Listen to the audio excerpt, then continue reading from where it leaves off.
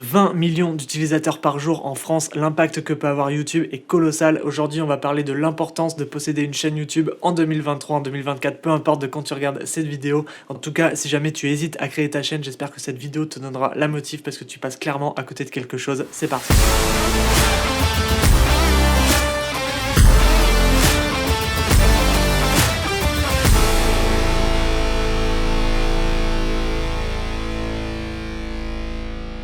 Ça faisait longtemps que je voulais faire cette vidéo, j'ai jamais vraiment pris le temps de le faire, mais récemment j'ai reçu plusieurs messages de personnes qui me demandaient si c'était une bonne idée de créer une chaîne YouTube et m'ont également demandé des petits conseils sur la bonne stratégie à adopter.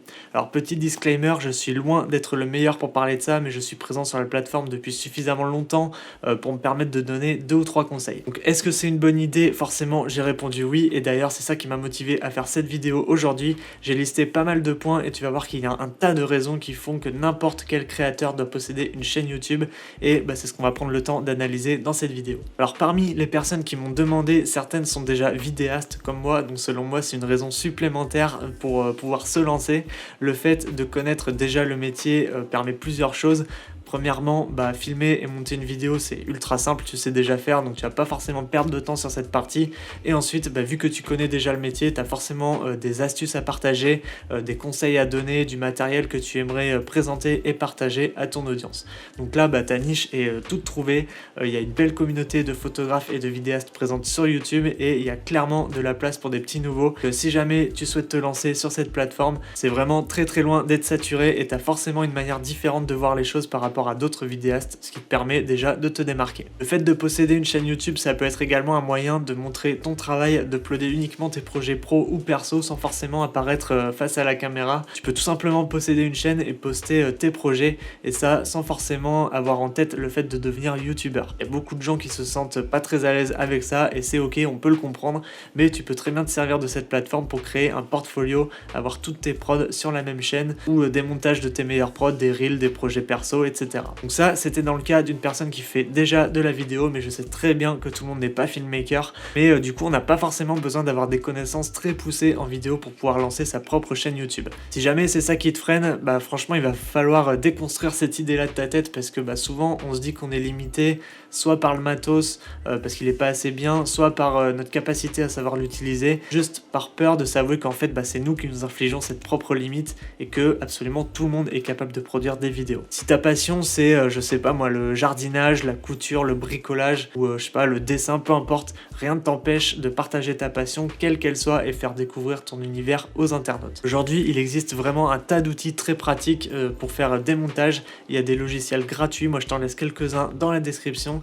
Et puis aujourd'hui, tout le monde possède un téléphone capable de filmer. Très très bien commencer comme ça, la qualité est vraiment top et on n'a clairement pas besoin d'avoir une caméra à plusieurs milliers d'euros pour passer un message. Même encore aujourd'hui, il y a des youtubeurs qui ont plusieurs dizaines de milliers voire des millions d'abonnés qui continuent à filmer avec leur téléphone et qui n'ont pas forcément besoin d'avoir du matériel haut de gamme, tout simplement parce que c'est pas nécessaire pour eux. Le matériel, ça ne doit absolument pas être un frein.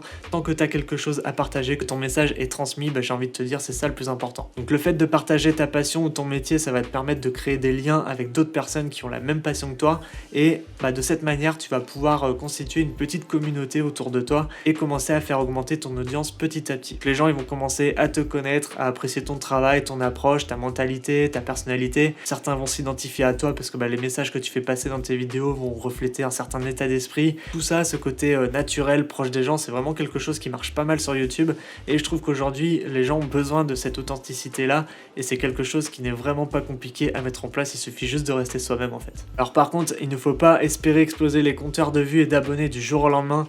Franchement, honnêtement, très rares sont les personnes qui arrivent à faire ça, mais ce que je veux dire par là, c'est qu'il faut pas avoir peur d'être naturel, c'est ce qui est beaucoup apprécié sur cette plateforme. Et du coup, ça m'amène à un autre point qui est l'apprentissage de nouvelles compétences. Au-delà de l'aspect montage et plus technique, on va dire, de la création d'une vidéo, le fait de poster régulièrement sur YouTube va t'apporter une certaine rigueur de travail que tu n'aurais pas forcément suivi sans passer par cette plateforme. Ensuite, ça peut t'apporter également pas mal de compétences au niveau de la communication, que ce soit pour écrire tes vidéos, même la manière dont tu vas aborder, présenter, parler dans tes vidéos, ces compétences-là, elles vont être développées petit à petit. Si jamais tu as une activité professionnelle, vraiment quelle qu'elle soit, ça peut être, je sais pas, un maçon, une compagnie d'assurance, un banquier, un agent immobilier, peu importe, tous les métiers ont besoin de communiquer et je suis convaincu vraiment de l'impact positif que YouTube peut avoir. Donc à travers tes vidéos, tu peux partager des conseils, donner des astuces, expliquer ton savoir-faire. Ce que tu peux faire, c'est regarder ce que font les autres autour de toi dans ta branche, analyser un petit peu ce qui se fait et puis apporter ton expertise là où tu penses qu'il en manque. Si jamais tu fais partie d'une entreprise et que tes concurrents ne font aucune communication sur YouTube,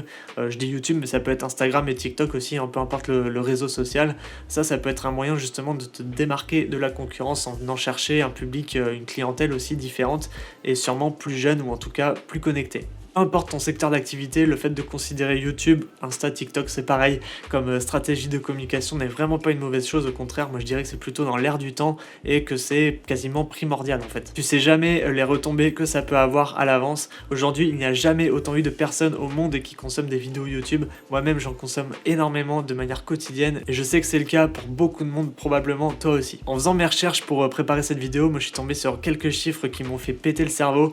En 2023, donc c'était il y a pas très longtemps, YouTube était le 3e site le plus visité en France derrière Google et Facebook, comptabilisant au total 52 millions d'utilisateurs uniques. C'est un petit peu plus de 3/4 de la population de la France. Chaque jour, on compte en moyenne 18,6 millions de visiteurs uniques sur la plateforme et les gens passent de plus en plus de temps car entre 2019 et 2023, la moyenne par jour est passée de 27 minutes à 30 minutes. Autre chiffre, celui-ci m'a fait vraiment halluciner, tiens-toi prêt, chaque jour, plus d'1 milliard d'heures de vidéos sont visionnées à travers le monde. Par jour, 1 milliard d'heures, ça équivaut, j'ai fait le calcul, ça équivaut à 114 000 années. Ça veut dire que l'ensemble des personnes qui regardent YouTube chaque jour correspond à 114 000 années de visionnage. Bon, c'est moins clair dit comme ça, mais ça pète vraiment le cerveau comme chiffre. Bon, je vais arrêter de te saouler avec mes chiffres, je pense que t'as compris, le fait de poster des vidéos sur YouTube peut avoir un vrai impact sur ton activité. Ah ouais, en plus de ça, YouTube ça appartient à Google, ça fait de lui le moteur de recherche numéro 1 dans la vidéo. Je préfère le dire, même si c'est évident, ça ne l'est peut-être pas forcément pour tout le monde, mais c'est bel et bien un moteur de recherche.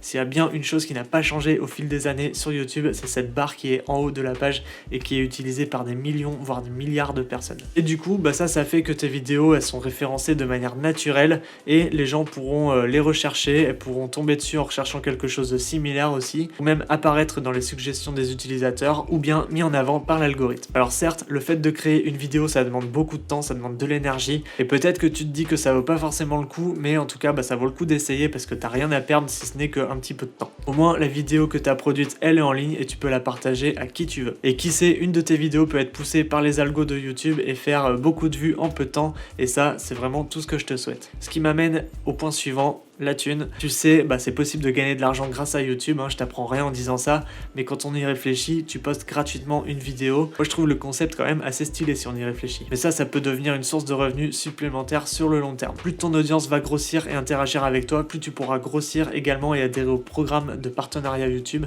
ce qui pourra te permettre à terme de pouvoir placer des publicités au début, au milieu ou à la fin de tes vidéos, peu importe, et générer des revenus basés sur les stats de tes vidéos. Et suite à ça, selon l'engagement de ta communauté, il y a peut-être aussi des marques potentiellement qui pourront te proposer des partenariats ou bien sponsoriser tes vidéos, ce qui pourrait te faire une source de revenus supplémentaire. Alors du coup, quelle stratégie adopter lorsqu'on souhaite se lancer sur YouTube?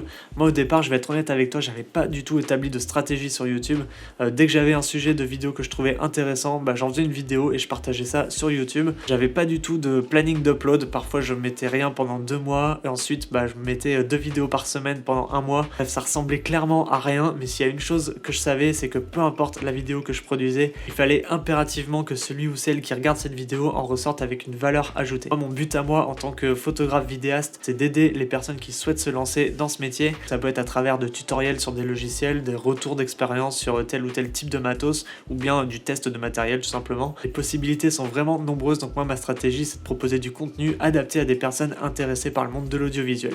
Et ça, tu peux le retranscrire quel que soit ton secteur. Il suffit de rechercher quelles sont les questions les plus souvent posées dans ton secteur et partir un petit peu dans l'analyse de ce que les gens veulent savoir, de ce que les gens veulent voir et ainsi proposer un type de contenu précis qui va correspondre à leurs attentes, offrir une solution à des problématiques, tout simplement. Forcément, ça nécessite d'y passer du temps, de se renseigner sur les méthodes à appliquer, mais si jamais tu souhaites vraiment te lancer, sache que c'est vraiment possible en fait. Il y a des millions de personnes qui y arrivent, pourquoi pas toi? Alors, il y a cette phrase qui revient souvent, c'est un petit peu bateau de dire ça comme ça, mais mais c'est vrai en fait, YouTube c'est pas un sprint, c'est un marathon. Si tu décides de te lancer, il vaut mieux poster à ton rythme plutôt que de devoir, je sais pas, accélérer les choses et d'une part ça paraîtra pas naturel et ensuite ça risque de te dégoûter de cette plateforme, t'auras pas forcément les retombées de tes vidéos en temps réel. Et justement c'est pas pour rien que les plus grands youtubeurs sont ceux qui sont présents sur la plateforme depuis très longtemps. Alors je le faisais pas au début mais aujourd'hui je fais comme ça, je planifie absolument toutes mes vidéos à l'avance, j'ai une réelle stratégie d'upload sur YouTube, parfois c'est une semaine, 2 semaines, parfois un mois à l'avance, comme ça je garde un rythme de publication d'une vidéo par semaine,